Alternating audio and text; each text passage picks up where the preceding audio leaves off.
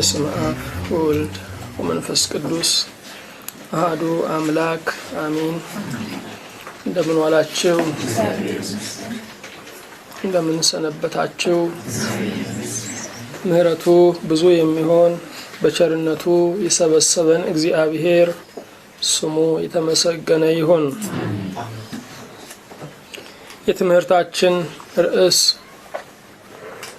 የአገልግሎት ጥሪ የሚል ነው።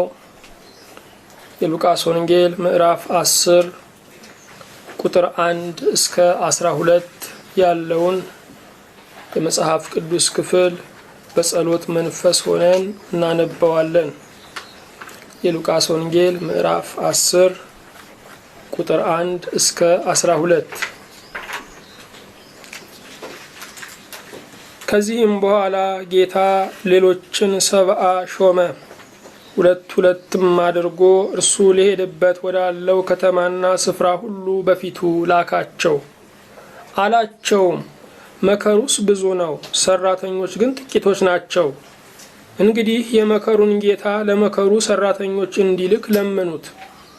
ሂዱ፣ እነሆ እንደ በጎች በተኩላዎች መካከል እልካችኋለሁ። ኮረጆም ከረጢትም ጫማም አትያዙ፣ በመንገድም ለማንም እጅ አትንሱ። ወደምትገቡበት ቤት ሁሉ አስቀድማችሁ ሰላም ለዚህ ቤት ይሁን በሉ። በዚያም የሰላም ልጅ ቢኖር ሰላማችሁ ያድርበታል፣ አለዚያም ይመለስላችኋል። በዚያም ቤት ከእነርሱ ዘንድ ካለው እየበላችሁና እየጠጣችሁ ተቀመጡ፣ ለሰራተኛ ደሞዙ ይገባዋልና። ከቤት ወደ ቤት አትተላለፉ። ወደምትገቡበትም ከተማ ሁሉ ቢቀበሏችሁ ያቀረቡላችሁን ሁሉ ወደምትገቡባትም ከተማ ሁሉ ቢቀበሏችሁ ያቀረቡላችሁን ብሉ። በእርሷም ያሉትን ድዌዎችን ፈውሱና የእግዚአብሔር መንግሥት ወደ እናንተ ቀረበች በሏቸው። ነገር ግን ወደምትገቡባት ከተማ ሁሉ ባይቀበሏችሁ ወደ አደባባይ ወጥታችሁ ከከተማችሁ የተጣበቀብንን ትቢያ እንኳን እናራግፍላችኋለን። የእግዚአብሔር መንግሥት ግን ወደ እናንተ እንደቀረበች ይህን እወቁ በሉ። እላችኋለሁ በዚያን ቀን ከዚያች ከተማ ይልቅ ለሰዶም ይቀልላታል። ሁሉንም የምትይዝ ሁሉንም የምትገዛ ቅዱስ እግዚአብሔር አብ፣ ቅዱስ እግዚአብሔር ወልድ፣ ቅዱስ እግዚአብሔር መንፈስ ቅዱስ አንድ አምላክ እናመሰግንሃለን። አንተ ኃያል ነህ፣ አንተ ገናና ነህ፣ አንተ ክቡር ነህ፣ አንተ እውነተኛ ነህ፣ አንተ ጻድቅ ነህ፣ አንተ ፈራጅ ነህ። እኛ ባሪያዎችህ በልባችን ጉልበት እየሰገድን እናከብረሃለን። ሁሉንም የምትይዝ ጌታ፣ የቀኑ ባለቤት፣ የዘመኑ ንጉሥ አንተ ነህና ስለሰጠህን በረከት ስለሰጠህን ጸጋ ሁሉ በላይ በሰማይ በታች በምድር ለአንተ ክብር ይሁን። በስምህ ስለሰበሰብከን ይህንንም ቃል ደግሞ ስለሰጠህን እናመሰግንሃለን። እግዚአብሔር ሆይ አዋጅህ እንዲታወጅ ድምፅህም እንዲሰማ ስጋ ለባሽ ሁሉ በመፍራትና በመንቀጥቀጥ በመገዛትም እንዲሰማህ እንጸልያለን። እግዚአብሔር የዘመናት አምላክ ሆይ ስለ ምሕረት ታላቅነት በሰላም ጀምረን እስክንፈጽም ጥበቃህ በዙሪያችን ማዳንህ በመካከላችን ትሆንልን። እግዚአብሔር ሆይ ስለ አገልግሎት ጥሪ ደግሞ እንድንረዳ እንድናስተውል ምላሽም እንድንሰጥ ጸጋን አብዛልን። በአንድ ልጅህ በኢየሱስ ክርስቶስ በእርሱ ያለ ክብር ጽን ለአንተ ይገባሃል። ከእርሱ ጋራ ከመንፈስ ቅዱስም ጋራ ዛሬም ዘወትርም ለዘለዓለሙ አሜን።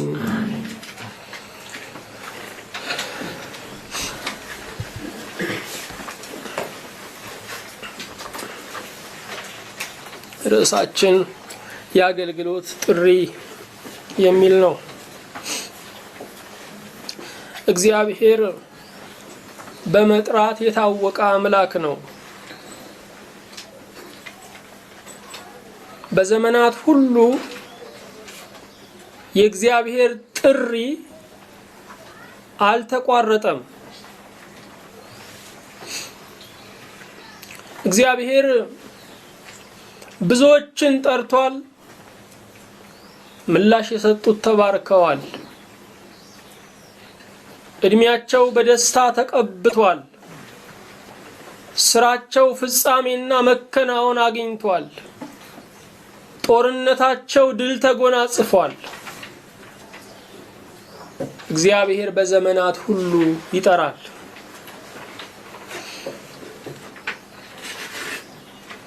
እግዚአብሔር ሰዎችን ለሁለት ዋና ዋና ጉዳይ እንደሚጠራ መጽሐፍ ቅዱስን ስናነብ እናገኛለን። የመጀመሪያው እግዚአብሔር ሰዎችን ለመዳን ይጠራል።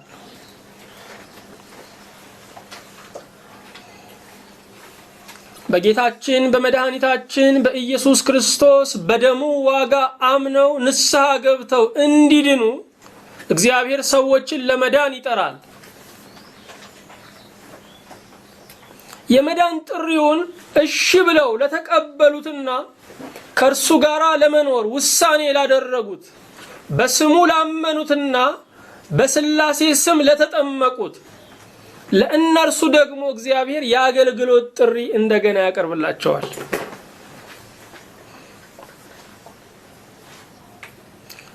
ይህ ጥሪ ቅደም ተከተሉ የሚዛነፍ አይደለም። የመዳንን ጥሪ ስንቀበል የአገልግሎት ጥሪ ደግሞ ይመጣልናል። ይህ ጥሪ አንዱን ተቀብለን አንዱን ገሸሽ የምንለው አይደለም። ስለዚህ የመዳን ጥሪውን አስቀድመን እንቀበላለን። ከዚያ በኋላ ደግሞ የአገልግሎት ጥሪውን ደግሞ እንደገና እናስተናግዳለን።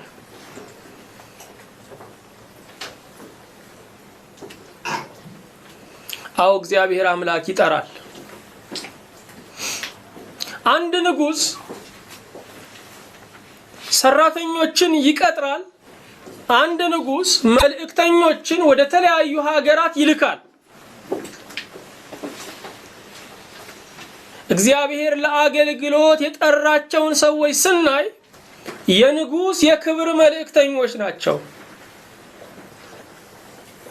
ስለዚህ እግዚአብሔር የክብሩ መልእክተኞች እንድንሆን የክብሩ ወንጌል አገልጋዮች እንድንሆን ይጠራናል።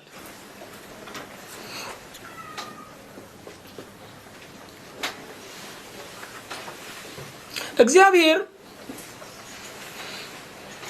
ጥሪውን ሰምተን እስክንታዘዝ ድረስ ያንን ጥሪ እንደገና ያሰማናል እንጂ እግዚአብሔር ሌላ ጥሪ አይለውጥም።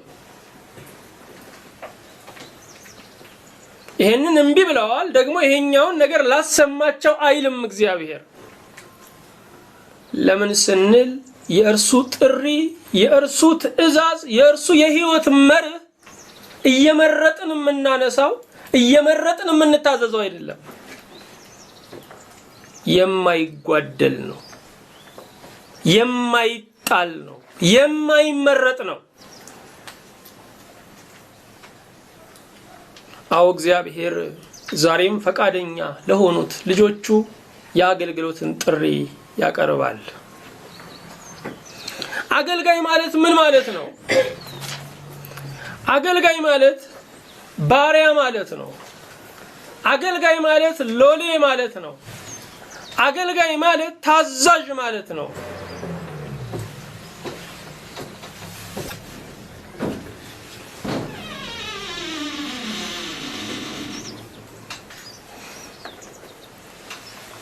የአገልጋይ ምስጢራዊ ፍቺው ግን ምንድነው ስንል ባሪያ፣ ሎሌ፣ ታዛዥ ከሚለው ቃል የሰረገ ሆኖ እናገኘዋለን። አገልጋይ ማለት የራሱ ጥሪት የሌለው የራሱ ሀብት የሌለው የጌታውን ሀብት ሀብቴ ብሎ የሚኖር ነው።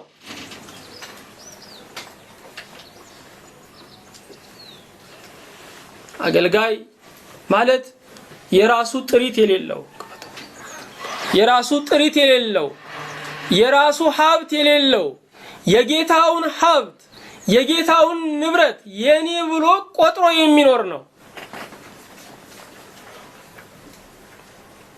ትዳር ቢይዝ እንኳ ቢወልድ እንኳ ከጌታው ሀብት ተቀንሶለት እዚያው ጌታው ግዛት ውስጥ ነው የሚኖረው።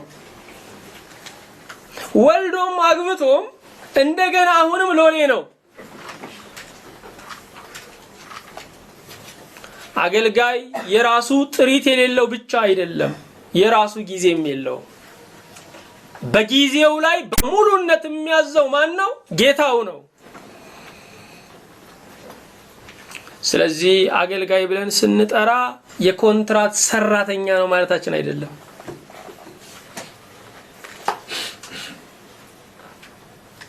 በህይወት በኖረበት ዘመን ሁሉ ለጌታው የሚገዛ ነው።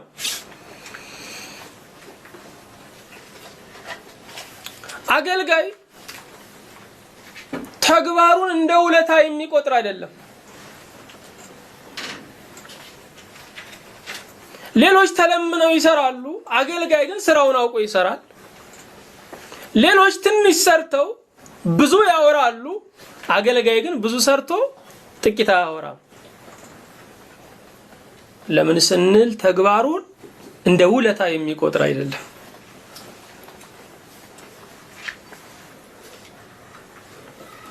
በዚህ ባለንበት ዘመናዊ ዓለም ላይ አንድ ሰው በቀን ውስጥ እንኳን ሁለት ስራ ሊሰራና ሁለት ጌታ ሊያዘው ይችላል። መጽሐፍ ቅዱሳችን በተጻፈበት ዘመን ይሄ ብቻ አይደለም። አገልጋይ የሚለውን ቃል ፍቺውን ስናገኝ ግን አንድ አገልጋይ ለአንድ ጌታ የሚኖር ነው።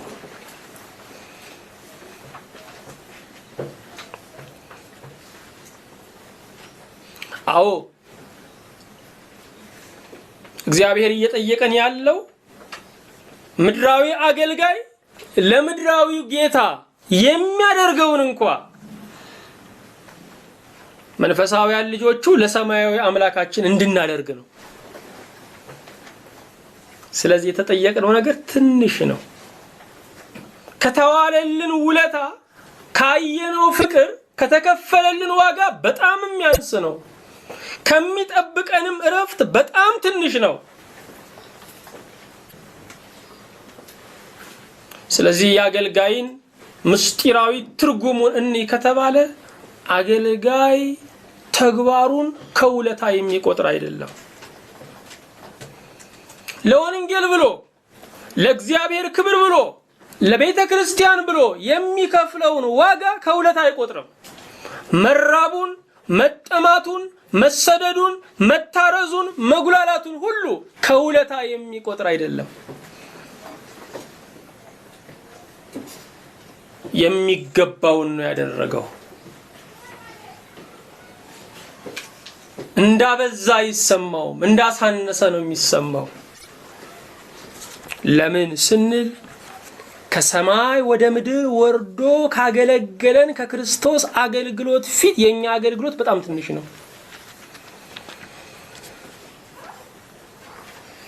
ከሰማይ ወደ ምድር ወርዶ ካገለገለን ከክርስቶስ አገልግሎት ፊት የኛ አገልግሎት በጣም ትንሽ ነው። የሚጠራም አይደለም።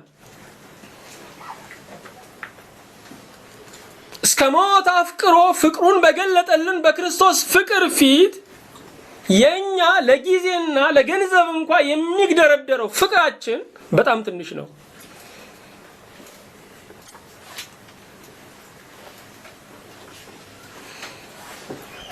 በሉቃስ ወንጌል በምዕራፍ 17 ቁጥር 10 ላይ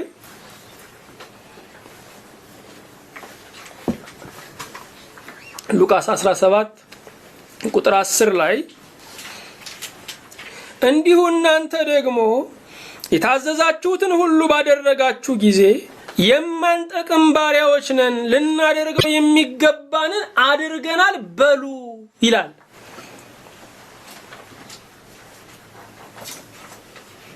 ስለዚህ እውነተኛ አገልጋይ የሚቆጥር አይደለም። አገልግሎቱን እንደ ውለታ እንደ ደሞዝ መደራደሪያ የሚያቀርብ አይደለም። ሁላችንም ብንሆን ማንኛውም አባወራ፣ ማንኛውም የቤት መሪ ለቤተሰቡ ስላወጣው የወር ወጪ እንዲመሰገን አይፈልግም፣ እንዲደነቅ አይፈልግም፣ እንዲወራለት አይፈልግም። ለምን? የሚገባ ነው። እግዚአብሔር ቤታችን ነው። ወንጌል የዘላለም መኖሪያችን ነው። ስለዚህ ስለ ወንጌል ያደረግነው ነገር፣ ስለ ወንጌል የከፈልነው ነገር የሚወራ አይደለም፣ የሚነገር አይደለም፣ አድናቆት የሚሻበት ነገር አይደለም። ለምን? የሚገባ ስለሆነ።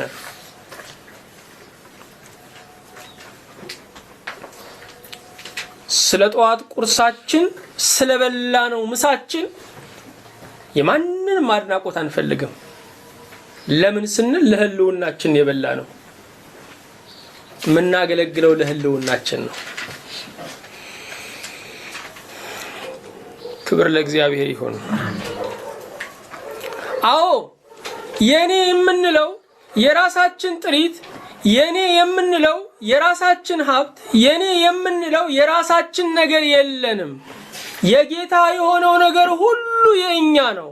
የጌታ የሆነውን ሁሉ የኔ ብለን የምንጠራ አገልጋዮች ነን።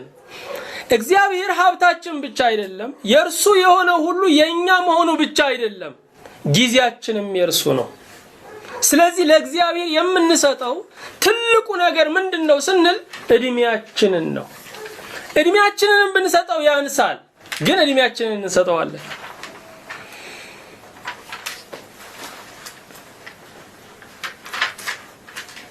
አዎ አገልጋይ የኮንትራት ሰራተኛ አይደለም። ዘመኑ ሲያልቅ የሚሸኝ አይደለም። ራሱን ነፃ የሚያወጣ አይደለም። የህይወት ዘመን አገልጋይ ነው።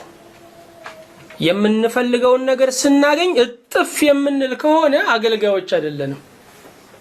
ያገለገልነው ጥቅማችንን ነው። በእግዚአብሔር ስም ያገለገልነው ፍላጎታችንን ነው።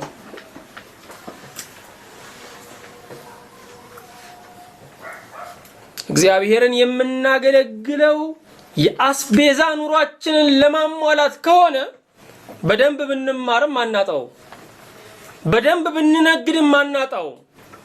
በእግዚአብሔር ስም ሁለት በደል መበደል የለብንም። አዎ አገልጋይ ዘመኑ ለእግዚአብሔር የተሰጠ ነው። አገልጋይ የኮንትራት ሰራተኛ አይደለም። መጽሐፍ ቅዱስ ሁለት አይነት አገልጋይ እንዳለ ይነግረናል።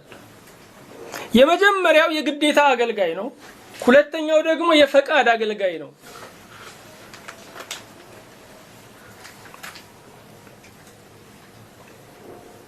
የግዴታ አገልጋዩ ከባሪያ በመወለዱ ብቻ የምርኮ ዕዳ ስለወደቀበት ዕዳውን መክፈል ስላልቻለ በግድ ያገለግላል፣ አማራጭ ስለሌለው። የፈቃድ አገልጋዩ ግን የአገልግሎት ዘመኑ አብቅቷል። የጌታው ፍቅር ግን ስለማረከው ከዚህ የተሻለ ወዳጅ የጌታ ወዳጅ አላገኝም ብሎ በፈቃዱ እገዛልሃለሁ፣ አገለግልሃለሁ፣ እኖርልሃለሁ ብሎ ጌታው ቤት የሚቀር ነው። ጌታው በነፃ ሰዶታል። እርሱ ግን መሄጃ ጠፍቶት ጌታውን አማራጭ አይደለም ምርጫው አድርጎ ተቀምጧል። ኢየሱስ ክርስቶስ በመስቀል ላይ በሞተ ጊዜ ነፃ ወጣችኋል ብሎናል። እኛ ግን የፍቅር ባሪያዎች ሆነን ካንተ የተሻለ የጌታ ወዳጅ አናገኝም። አምላክነትን ከአባትነት ያስተባበረ ካንተ የተሻለ አናገኝም ብለን የቀረነን። ክብር ለእርሱ ይሁን። ያ የፈቃድ አገልጋይ ያ የፈቃድ ባሪያ ጆሮውን ይበሳ ነበረ። ዛሬም የፈቃድ አገልጋዮች ዛሬም የፈቃድ ባሮች ምልክታቸው ምንድነው ስንል ጆሮአቸው የተበሳ ነው። የፈቃድ ባሪያዎች የፈቃድ አገልጋዮች የእግዚአብሔርን ምሪት ያዳምጣሉ። በእያንዳንዱ እንቅስቃሴ በእያንዳንዱ ውሳኔ እግዚአብሔር ሆይ ምን ትላለህ ይላሉ። ጆሮ ድፍን ሆኖ የፈቃድ አገልጋይ ሊኖር አይችልም። እግዚአብሔርን የማያዳምጥ በራሱ የሚወስን በራሱ የሚራመድ ሲወድቅ ብቻ የሚጮህ የፈቃድ ባሪያ ሊኖር አይችልም። ሐዋርያው ጳውሎስን ስንመለከተው እንደዚህ ያለውን የባሪያ ትርጉምን በህይወቱ የያዘ ሰው ነበረ። ምስጋና ለእግዚአብሔር ይሁን። በሮሜ 1:1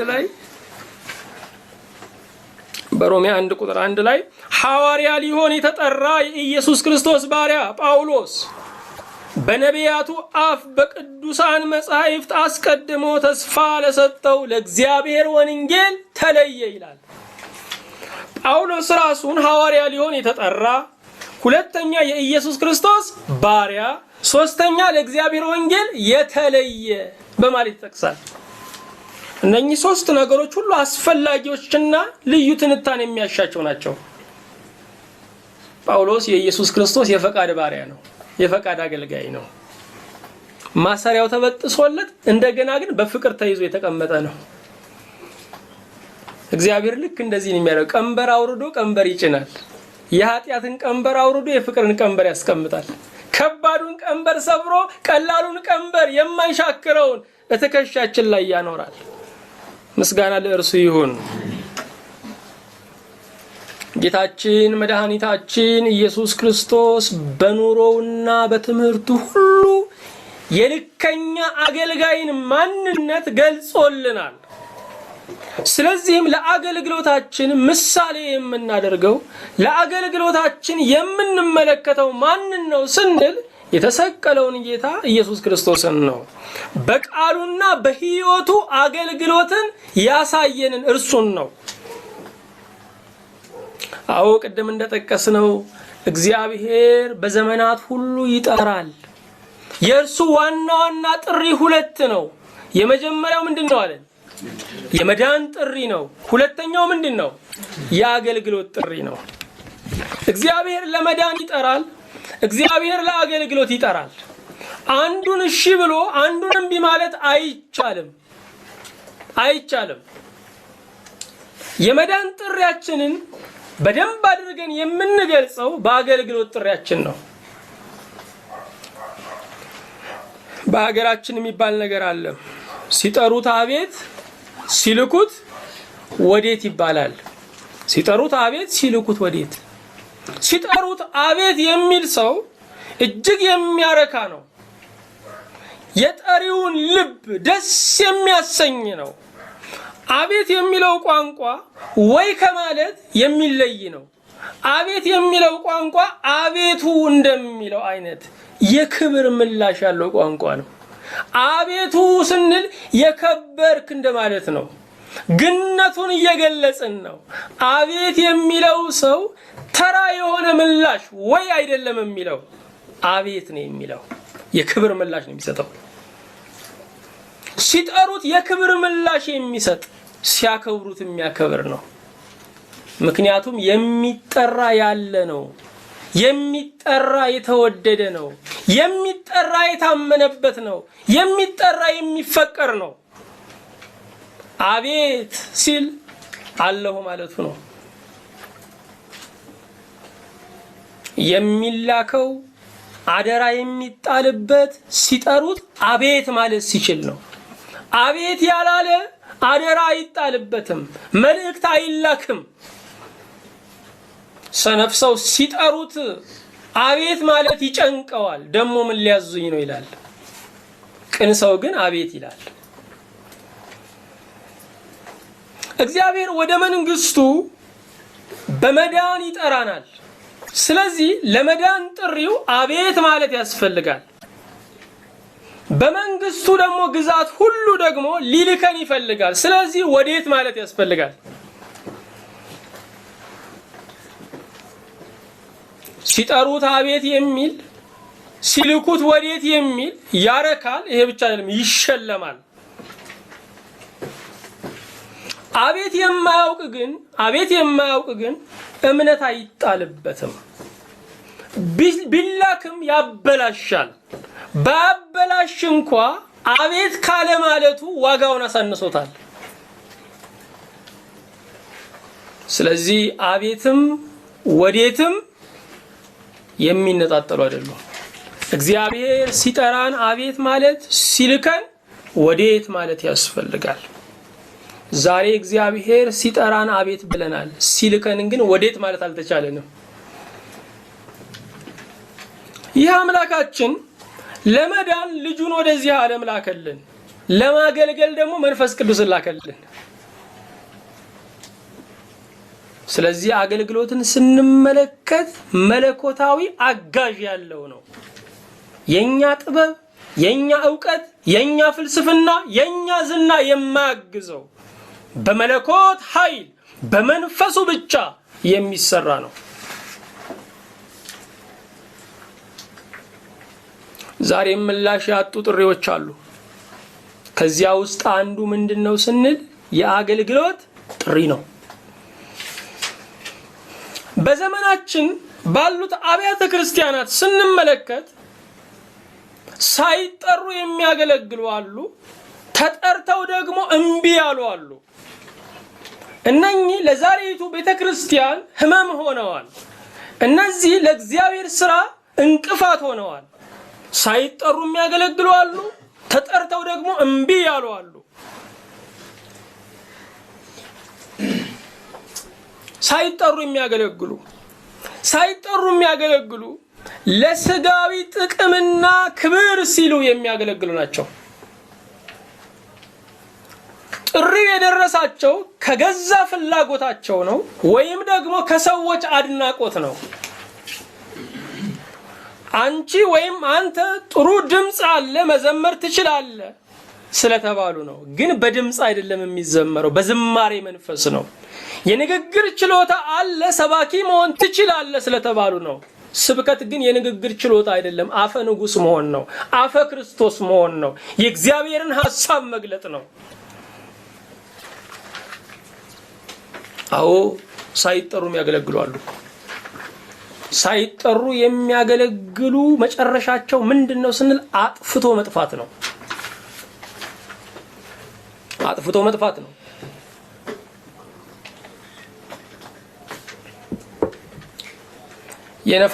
ንፋስን ሁላችን እናስታውሳለን። ሜዳ ላይ የሚያገኛቸውን ቀላል ዕቃዎችን ብድግ አድርጎ ይሸከማቸዋል። ሸክም በማያስፈልግበት ስፍራ ላይ ንፋስ ካላዘልኩኝ ይላል። ሸለቆ ላይ ሲደርሱ፣ ገደል ላይ ሲደርሱ ደግሞ ተሸካሚ በሚያስፈልግበት ቦታ ላይ ጥሏቸው ይሄዳል። ሳይጠሩ የሚያገለግሉ የነፋስ ሰረገላዎች ናቸው። ሜዳ ላይ የሚሸከሙ ገደል ላይ ጥለው የሚሄዱ ናቸው።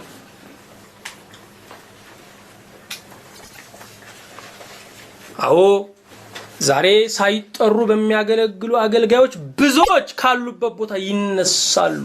ሸለቆ ላይ ሲደርሱ ይወድቃሉ። እንደገና አሁንም ከዛ ይወጣሉ።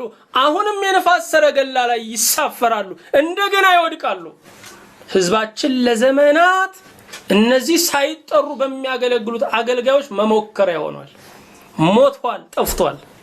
እነሱ ጥቅማቸውን ሲያገኙ ዞር ይላሉ። የሚታጠፉበትን ቦታ ያውቁታል። ሲሰወሩበት ግን ህዝቡ ግራ ይገባዋል። እግዚአብሔር ለህዝቡ እውነተኛ አገልጋዮችን ያስነሳልን። የሐሰት አገልጋዮች መገለጫ አላቸው፣ ብዙ መገለጫ አላቸው። የሐሰት አገልጋዮች ወይም ራሳቸውን የሾሙ አገልጋዮች የመጀመሪያው መገለጫቸው የሐሰት ትንቢት ይናገራሉ።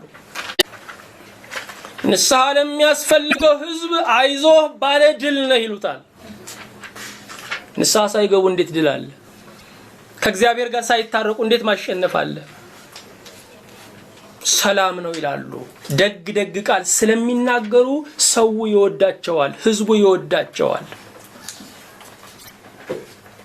ወገኖቼ ደግ ነገር የሚመጣው ደግ ስለተናገሩ አይደለም፣ ደግ ስንሰራ ነው። ደግ መናገር አይደለም ደግ የሚያመጣው፣ ደግ መስራት ነው ደግ የሚያመጣው። ስለዚህ እነዚህ የሐሰት መምህራኖች በሚሰጡት ሐሰተኛ ተስፋ እውነተኛ መምህራኖች ሲገስጹ እንደ ሟርተኞች ይቆጠራሉ። እነዚህ ራሳቸውን የሾሙ አገልጋዮች፣ ሳይጠሩ የሚያገለግሉ አገልጋዮች የሰው ጆሮ የሚፈልገውን እየመረጡ ይናገራሉ። ሰው ደስ የሚለው ነገር ምንድነው? ሰው ደስ የሚለው ነገር ኢትዮጵያ ማለት ከሆነ ኢትዮጵያ ይላሉ። እነሱ ችግር የለባቸውም። ሰው የሚፈልገው ነገር ባንዲራውን ከሆነ ባንዲራ ሸርጠው ይሰብካሉ። ሰው የሚፈልገውን የስሜት ጣቢያውን እያሰሱ እንደ ፍላጎቱ የሚመቹ የሚያገለግሉ ናቸው።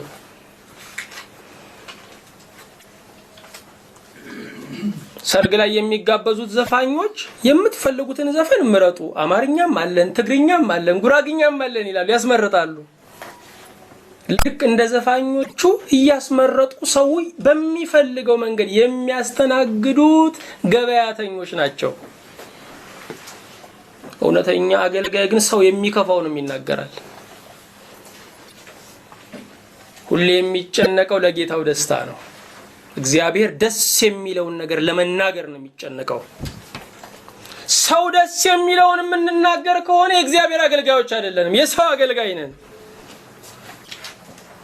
አዎ ብዙ መገለጫ አላቸው፣ ሁሉንም አንዘረዝረው።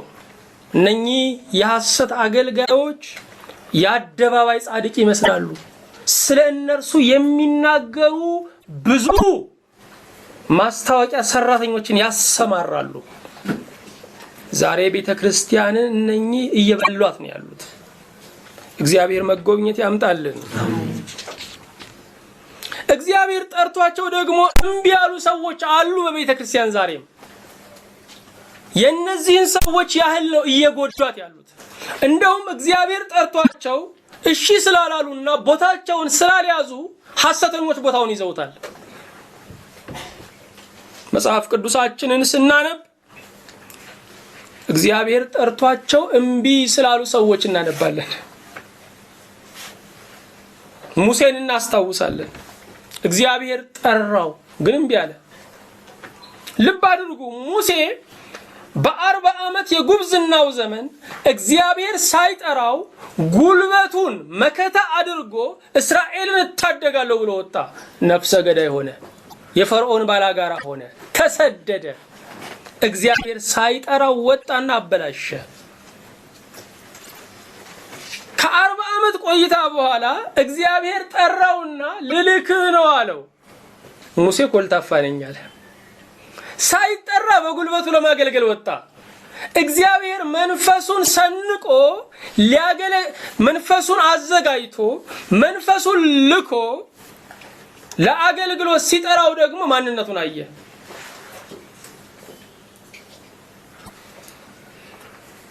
በሁላችንም ህይወት እግዚአብሔር ሳይጠራን የቆምንባቸው ዘመኖች ነበሩ። በጉልበታችን በጥበባችን ታምነን ግን አበላሽተናል፣ ከማዳን ገለናል።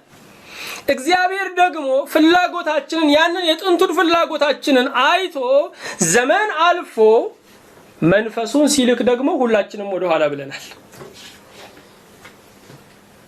ስለዚህ ለስሜታችን ታዘዝን፣ ለመንፈሱ እምቢ አልን። ይሄ ነገር ከባድ ነው። ሙሴ ኮልታፋ ነኝ አለ። አሮን ንግግር አዋቂ ነበረ። ንግግርን በስርዓት ማቅረብ የሚችል አሳማኝ ሰው ነበረ። እግዚአብሔር ግን ከአፈ ጮሌው ከአሮን ጋራ ህብረት አልነበረው። ኮልታፋውን ሙሴን ነበር ይፈልግ የነበረው።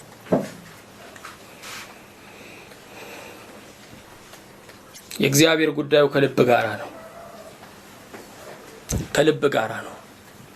እግዚአብሔር ሲጠራን ብቃታችንን ሳይሆን እሽታችንን ነው የሚፈልገው።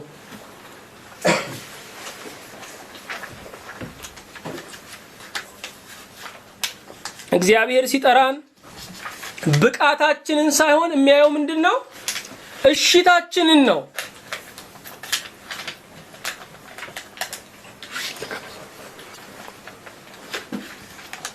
እግዚአብሔር ሲጠራን ብቃታችንን ሳይሆን የሚያየው እሽታችንን ነው።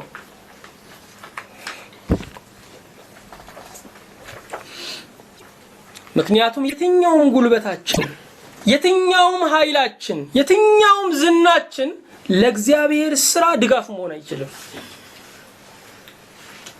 የእግዚአብሔር ስራ በኃይል አይሰራም፣ በመንፈሱ ነው የሚሰራው።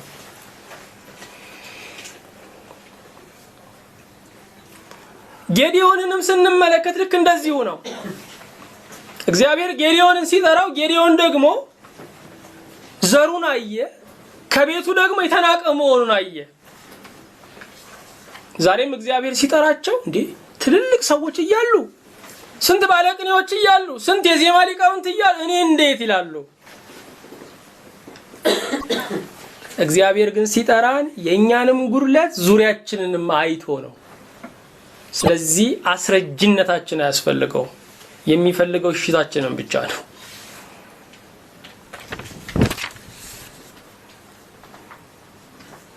እግዚአብሔር አሁንም ዮናስን ጠራው።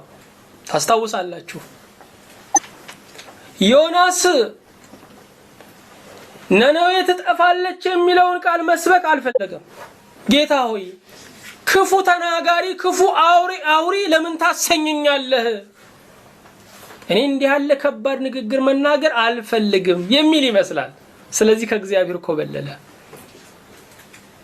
ዛሬም ሁላችንም ብንሆን እኮ ንስሐ ግቡ ብለን ለሰዎች መናገር በጣም ነው የምንፈራው፣ ምን አየብኝ እንዳይሉን። መጽሐፍ ቅዱስ ግን ሁሉ ኃጢአትን ሰርተዋል የእግዚአብሔርም ክብር ጎድሏቸዋል ነው የሚለው። ትልልቆችም ትንንሾችም ንስሐ ያስፈልጋቸዋል።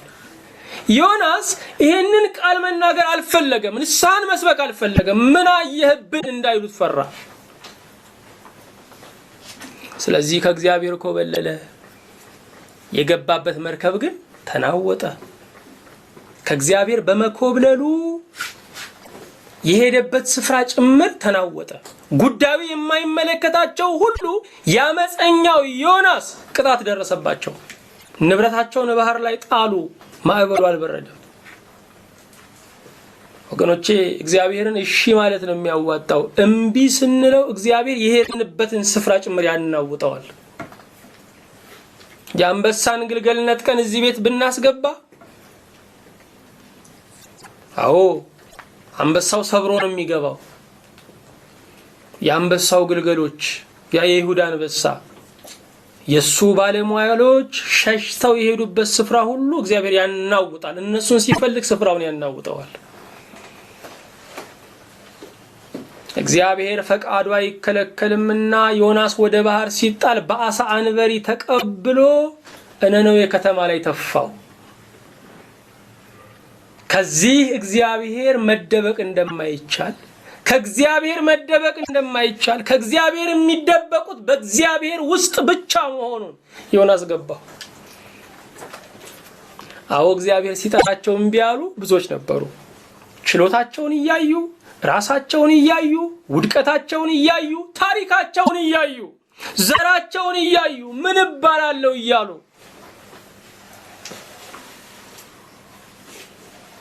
ወገኖቼ እግዚአብሔር ግን ሲጠራን ስጋህን ስጠኝ መንፈሴን እሰጥሃለሁ አሟልቼ አቆምሃለሁ ነው የሚለን።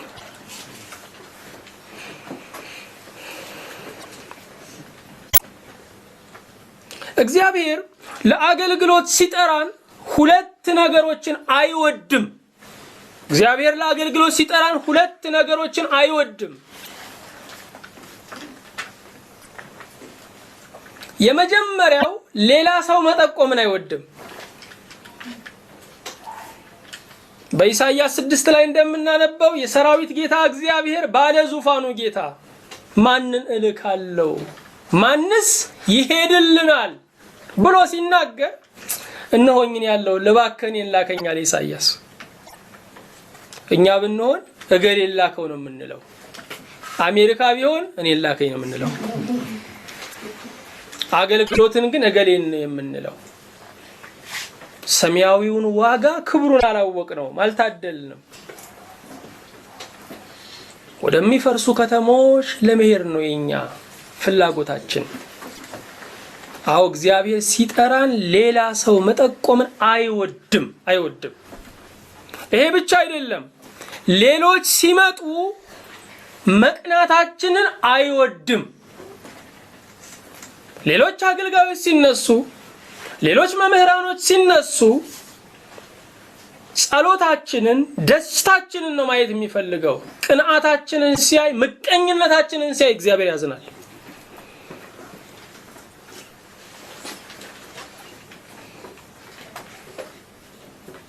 ወገኖቼ እግዚአብሔር እኛን ለአገልግሎት ሲጠይቀን ብዙ ሰዎችን ጠይቆ እምቢ ብለውት ሊሆን ይችላል። ስለዚህ መፍራት ይገባናል። አንድ አገልጋይ ሲናገር እግዚአብሔር ለአገልግሎት ሲጠራኝ አቅማማው አለ። ድጋሚ ግን ምን አለኝ? ልጄ ካንተ በፊት 3 ሰዎችን ጠይቄያለሁ እምቢ ብለውኛል፣ አራተኛ አንተን መጠየቄ ነው ሲለኝ ፈራሁ አለ። እሺ ታዘዛለሁ አልኩኝ አለ። እግዚአብሔር 3 ሰዎችን ጠይቆ አራተኛኛን ጠይቆ ሊሆን ይችላል ወገኖቼ። ስለዚህ መፍራት አለብን። ሙሴ እምቢ ብሎ ቢሆን ኖሮስ ዘጸአት 4ን እንደምታነቡት ሙሴ ለእግዚአብሔር ጥሪ እምቢ ሊል ሲል እግዚአብሔር ሊቀስፈው ነበር። ምክንያቱም ለእግዚአብሔር ካልኖረ መሞት ይሻለዋል። ለፈጠረው ካልኖረ የሚኖርበት ዓላማ የተሟላ አይደለም፣ ትክክለኛ አይደለም። አዎ እግዚአብሔር ለአገልግሎት ሲጠራን እምቢ ስንል መቅሰፍት ነው የምናከማቸው።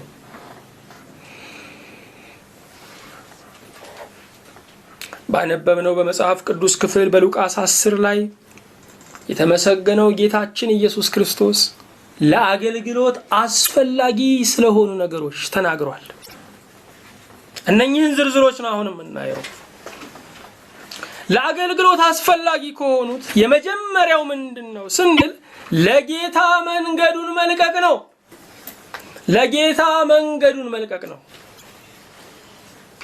በሉቃስ 10 ቁጥር 1 ላይ ከዚህም በኋላ ጌታ ሌሎችን 70 ሾመ፣ ሁለት ሁለትም አድርጎ እርሱ ሊሄድበት ወዳለው ከተማና ስፍራ ሁሉ በፊቱ ላካቸው ይላል። መንገድ ጠራጊዎች አድርጎ፣ ይሄ ብቻ አይደለም፣ የንጉስ መልእክተኞች አድርጎ። እነዚህ ሰዎች መንገዱን ይጠርጉና ማንን ያስቀድማሉ? ጌታን ያስቀድማሉ። እነሱ አይቀድሙ። አዎ ለአገልግሎት ከሚያስፈልጉን ነገሮች አንዱ መንገዱን አስለቅቀን ጌታን ማሳለፍ ነው እንጂ እኛ ማለፍ አይገባንም።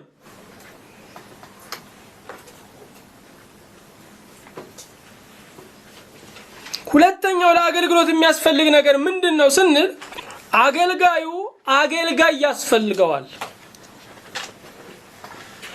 ሁለት ሁለትም አድርጎ ላካቸው ነው የሚለው። ለምን? አንዱ ሲደክም አንዱ እንዲያበረታው። አገልጋዩ አገልጋይ ያስፈልገዋል። ሰባኪው የሚሰብከው ያስፈልገዋል። መካሪው የሚመክረው ያስፈልገዋል። ዛሬ የብዙ አገልጋዮች የህይወት ውድቀት ምንድነው መንስኤው ስንል ብቸኝነት ነው። ብቸኝነት ነው። ለሌላው ያስባሉ፣ የሚያስብላቸው የለም።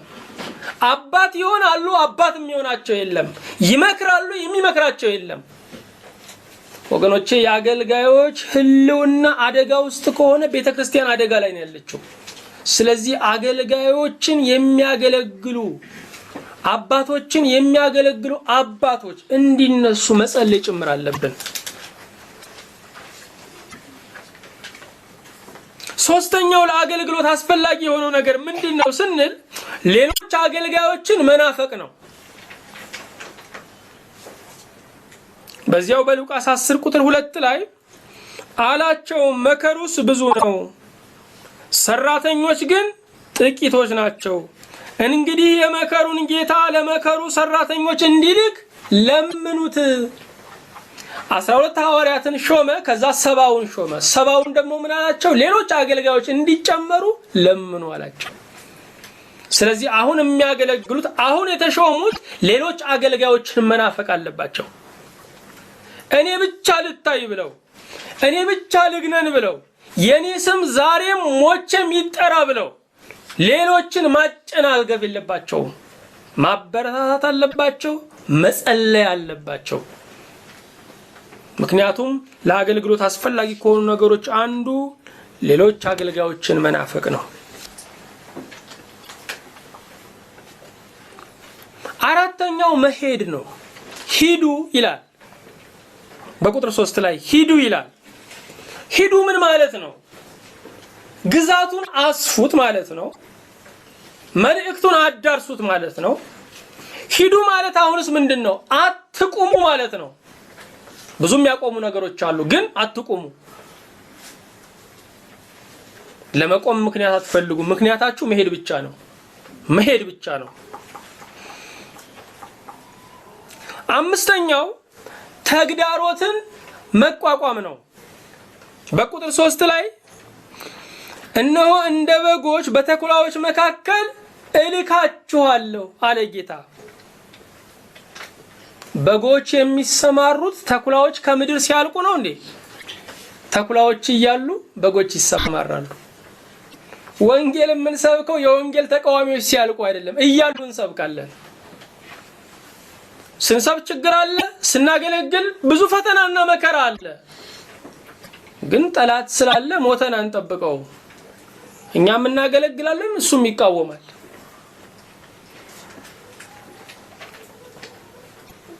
ስድስተኛው ስለ ነገ አለመጨነቅ ነው። በቁጥር 4 ላይ ኮረጆም ከረጢትም ጫማም አትያዙ ብሏል።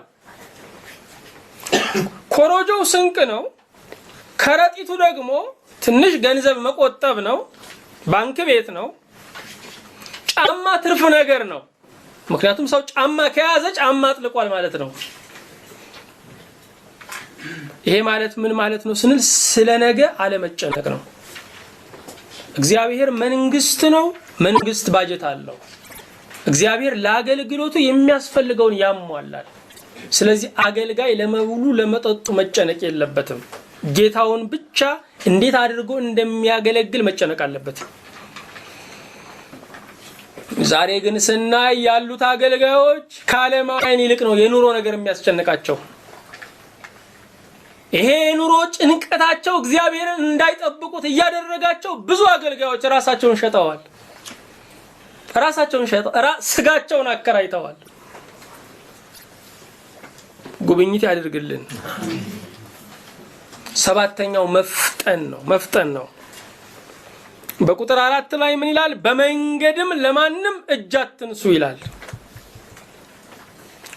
የቀይ መስቀል መኪና፣ የእሳት አደጋ መኪና ለሰላምታ ይቆማል እንዴ? አይቆምም። ሞትን ለመቅደም ይበራል። አገልጋይ ከሞት ጋር የሚፋጠን ነው። ስለዚህ ሊጠፉ ያሉትን ለማዳን ይፈጥናል፣ ይሮጣል። ሰላምታ የሚፈልጉ አሉ፣ ወዳጅነታችንን የሚፈልጉ ሰላምታ የሚፈልጉ አሉ፣ ዕውቀታችንን ለመለካት ለመከራከር የሚፈልጉ። ለነሱ ጊዜ የለም። የሚሞቱትን ለማዳን መፍጠን ያስፈልጋል። እጅ አትንሱ አለ። በሁለተኛ ነገሥት በምዕራፍ 4 ቁጥር 29 ላይ ያቺ የሱነም ሴት ልጇ በሞተ ጊዜ ኤልሳ ምንድነው ያለው? አገልጋዩን በትሬን ያዝ፣ በመንገድ ማንም ሰላም ቢል ሰላም አትበለው አለው። ከባድ ነገር ዛላ። በቁጥር 8 ላይ አሁንም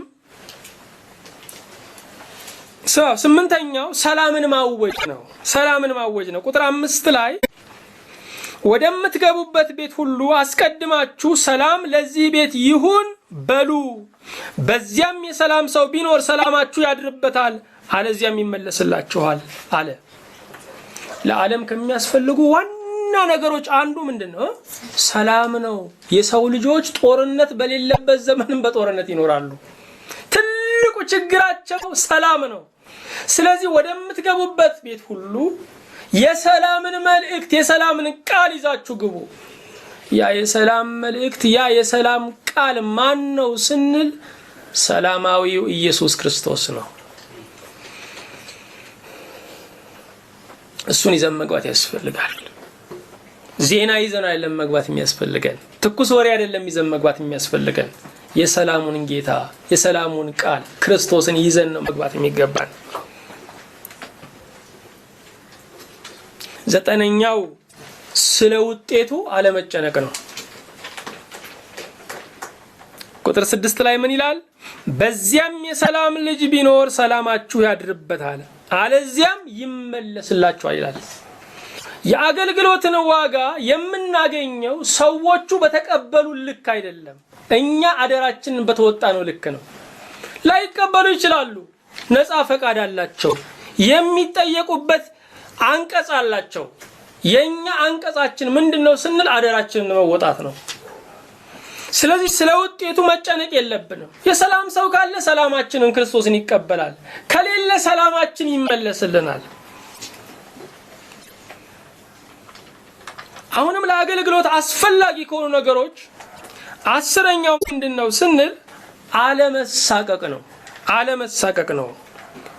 ቁጥር 7 ላይ እንዲህ ይላል፣ በዚያም ቤት ከእነርሱ ዘንድ ካላችሁ እየበላችሁና እየጠጣችሁ ተቀመጡ፣ ለሰራተኛ ምኑ ይገባዋል?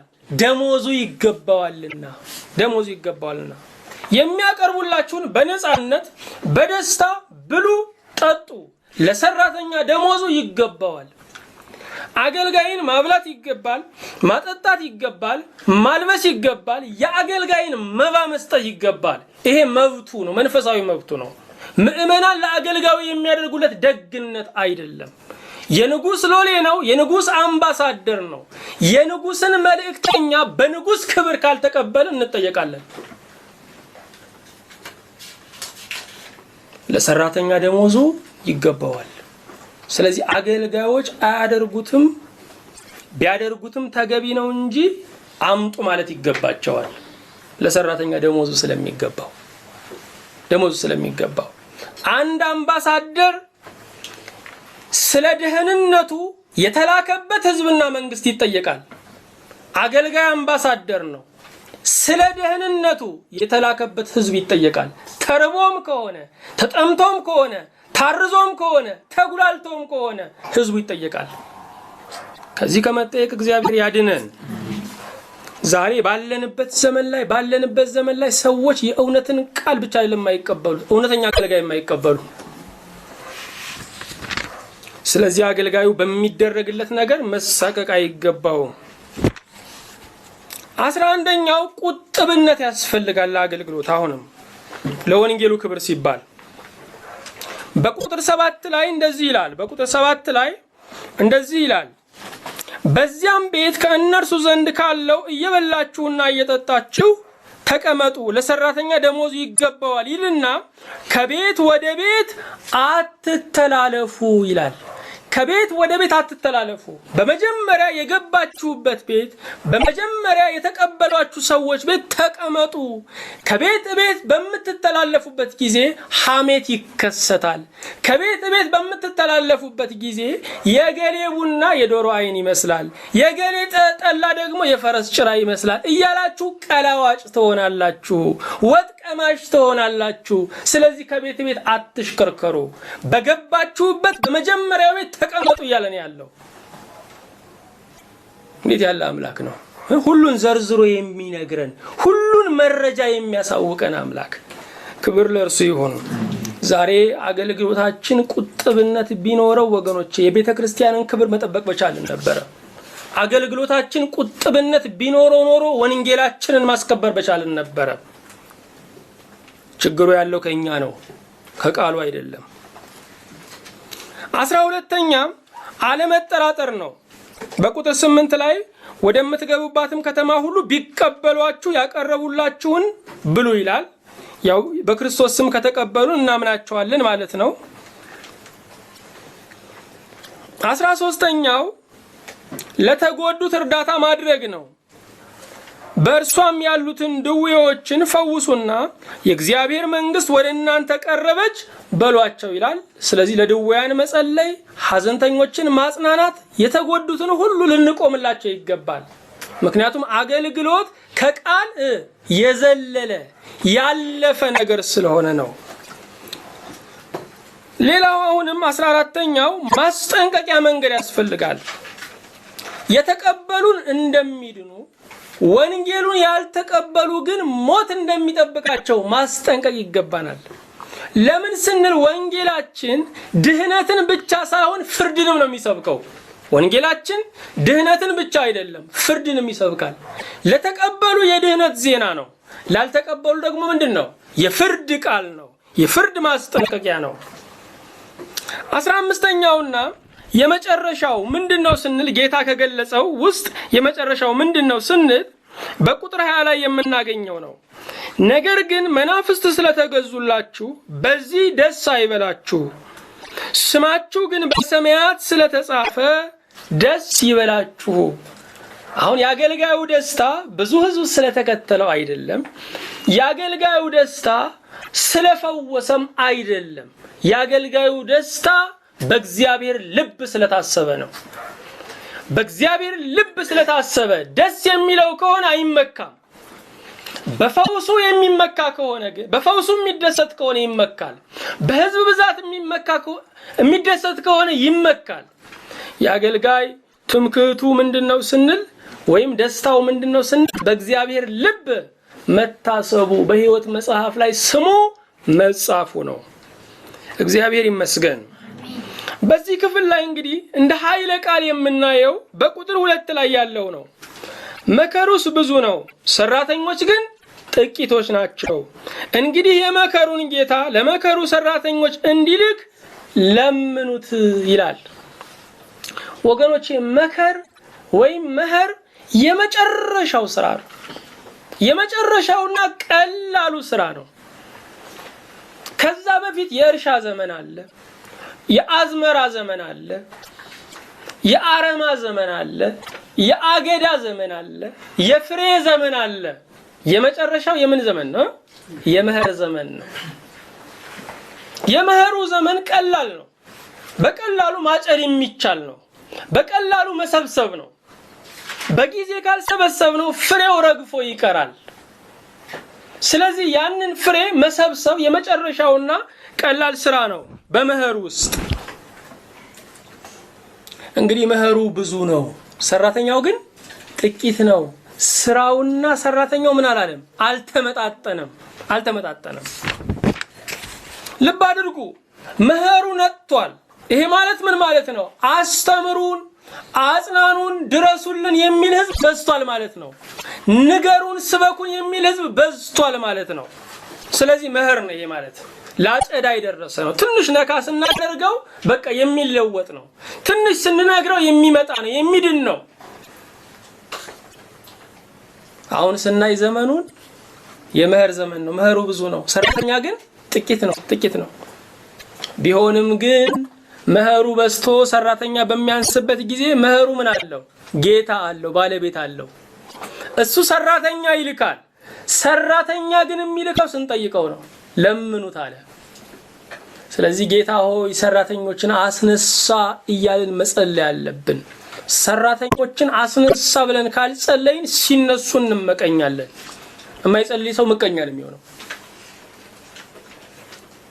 ስለዚህ የመኸሩን ጌታ የእርሻውን ባለቤት መለመን ያስፈልገናል። ወገኖቼ ለኛ ያለው ትርጉም ምንድነው? እግዚአብሔር የመዳን ጥሪን አሰምቶናል። እሺ ብለነው ከሆነ በስሙ አምነን ንስሐ ገብተን ድነን ከሆነ ያገልግሎት ጥሪ ያሰማን ያለው። እግዚአብሔር ሲጠራን አቤት ብለነው ከሆነ ሊልከን ይፈልጋል። ወዴት እያልነው ነው ወይ? በራሳችን ኃይል፣ በራሳችን ጥበብ፣ በራሳችን ዕውቀት ለማገልገል የተነሳንባቸው ብዙ ዘመኖች ነበሩ። ሙሴ በጉብዝናው ሕዝብን ነፃ ለማውጣት እንደወጣበት ዘመን፣ ሙሴ ግን እግዚአብሔር ለአገልግሎት ሲጠራውና መንፈሱን ሲልክለት ራሱን አይቶ አፈገፈገ። እኛም ደግሞ በራሳችን ተነስተን ያበላሸንበት ዘመን አለፈ። እግዚአብሔር መንፈሱን ላከና አገልግሉኝ ሲለን ደግሞ ወደ ኋላ ያፈገፈግን ይሆን? ወገኖቼ እግዚአብሔር መንፈስ ተቀባይ ይፈልጋል። ለስሜታችን ታዘናል። ቀድሞ ሳይጠራን ወጥተናል። አሁን መንፈሱ ሲጠራን ደግሞ ለመንፈሱ እምቢ ማለት ቅጣት አለው። ስለዚህ እግዚአብሔር ውጡልኝ፣ ተለዩልኝ ላለን ነገር መለየት ያስፈልገናል። ጌታን በብዙ አይነት መንገድ ያገለግሉት ነበር። አንዳንዶች ጊዜ በጊዜያቸው ያገለግሉታል። እንደነ ማርታ በሙያቸው ያገለግሉታል። እንደ ሌሎች ደግሞ ቅዱሳን ሴቶች ደግሞ በገንዘባቸው ያገለግሉታል። ግን እግዚአብሔር ለጠራን፣ እግዚአብሔር ለሚፈልገን የአገልግሎት ጥሪ ምላሽ መስጠት አለብን። አካባቢያችንን አይተን ከሆነ ጥሪውን እምቢ ያልነው እግዚአብሔር ይታዘበናል። ከአካባቢው በላይ የሆነን ይጠራል። እነገሌ እያሉ ብለን ከሆነ እግዚአብሔር ይታዘበናል። ምክንያቱም እርሱን ትልቅነት አያግዘው። እግዚአብሔርን የሚመቸው እምነታችን እንጂ ስጋዊ ኃይላችን አይደለም። እግዚአብሔርን ደስ የሚያሰኘው እምነታችን እንጂ ስጋዊ ጉብዝናችን አይደለም። ስለዚህ ለጥሪው እሺ እንድንል በሚያሰማራን ስፍራ ላይ በታማኝነት እንድንገኝ ጸጋውን ያብዛልን። ምሕረቱ በእኛ ላይ ትጽና። አሜን።